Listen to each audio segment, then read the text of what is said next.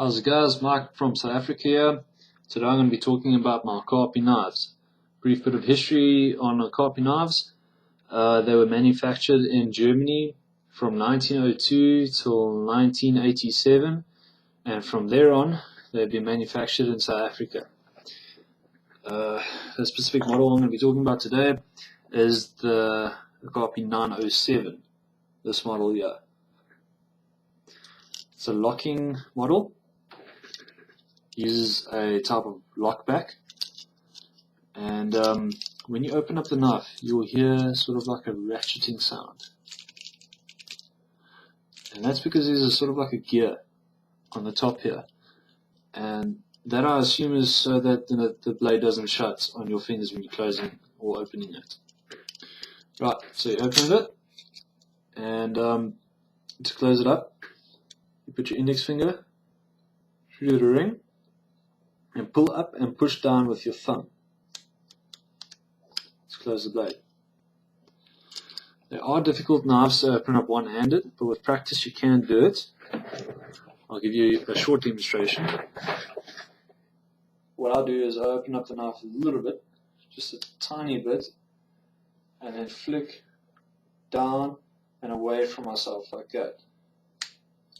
Right? And then you have your open knife.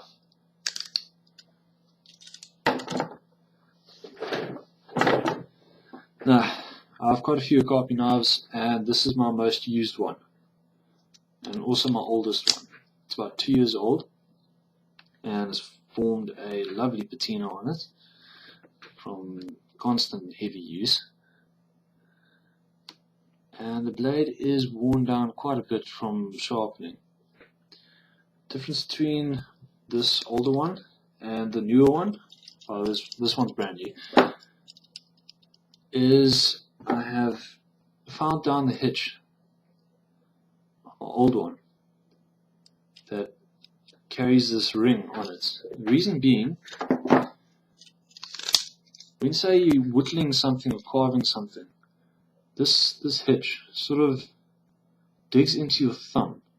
It becomes really uncomfortable after a long session of whittling or carving or whatever you're doing really that requires that position.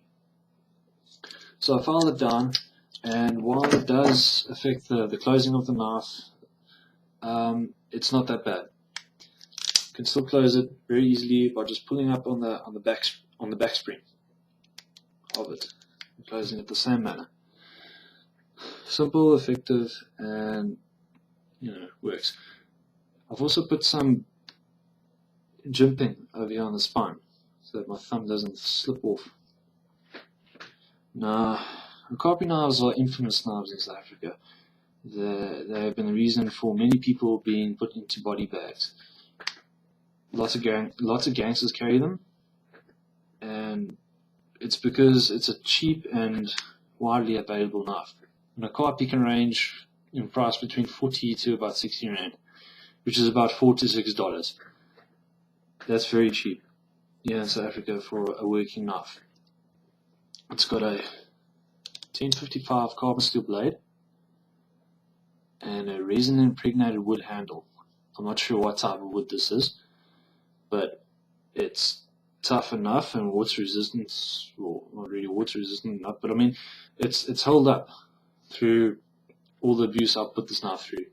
I've bat-towned with it, I've cut open paint cans with it, I've really done quite a few things that I shouldn't really do with a knife, and it's held up well. They're surprisingly tough for their seemingly flimsy construction.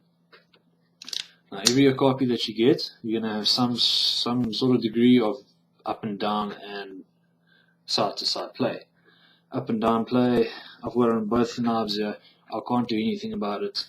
That's how they were made. These are crude and rude knives. That's just how it's made, and you're going to have to live with it.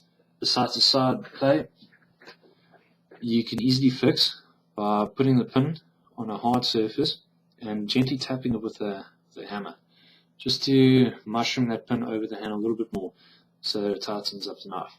Now, the up and down play hasn't affected me, it hasn't bothered me much during use. I've never worried about it.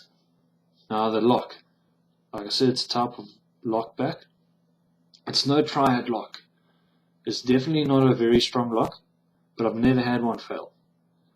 I use these things as knives. I use them to cut things. I don't spine whack this thing, and I don't really... Okay, so I batoned with it, but I mean, it held up.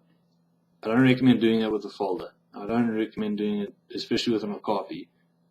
The type of wood I batoned through it was bamboo. That's a weak wood. If you want to baton, use the proper tool. If you want to pry open something, use the proper tool. This is a knife. Use it to cut. But because these things are cheap and actually quite tough, you don't have to be too scared to use it for something that you wouldn't otherwise use a more expensive knife on. This 1055 steel, being quite soft, it sharpens up very easily, but doesn't stay sharp very long. That's just how it is. Both these knives are razor sharp. This new one, I've just sharpened it. And, oh, by the way, the Okapis, when they come from the factory, they do not come sharp at all. They mostly come dull, very dull as a butter knife, literally.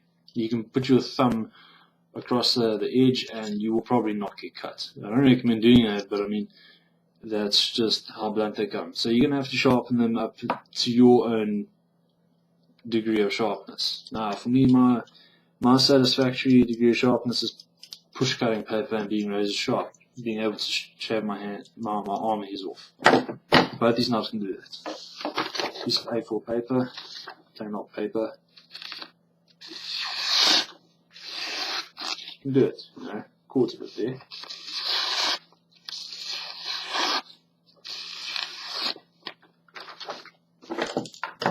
So the other one, the new one, freshly sharpened.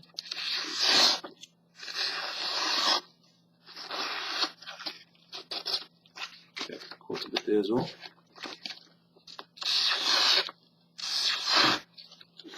So they're sharp.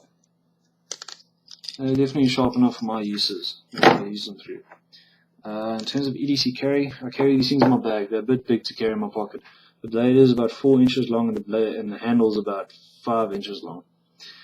In jeans, that's okay. I don't really notice it because they are also quite flat knives or slim knives. But in a loosish pocket, they do get a bit cumbersome inside there and bother me a bit. So I'll just keep them in my bag. For general EDC carry, I usually carry an open on number 6 in carbon steel as well.